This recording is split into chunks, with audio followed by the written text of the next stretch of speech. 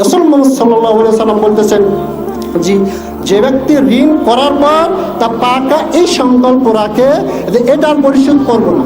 এমন ব্যক্তি অনেক রয়েছে যারা ঋণ করার পর এই চিন্তা করে, এই নিয়ত রাখে এটা পরিশোধ করা লাগবে না। এই নিয়ত যদি করে, আল্লাহ রাসূল বলতেছেন কাল কিয়ামতের দিন ওই ব্যক্তির সমস্ত মানুষের সামনে চোর হিসাবে উঠবে। কি হিসাবে?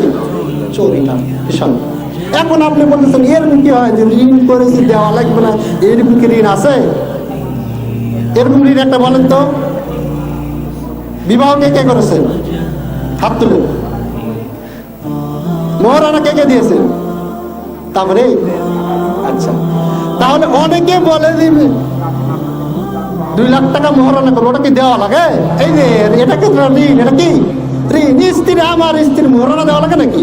আমার স্ত্রী আমার এখানে খাচ্ছে যাচ্ছে, এটাও একটা ঋণ। কাল কিয়ামতের দিন ওই স্ত্রী আপনার কাছ থেকে নিবে। আপনি মনে করছেন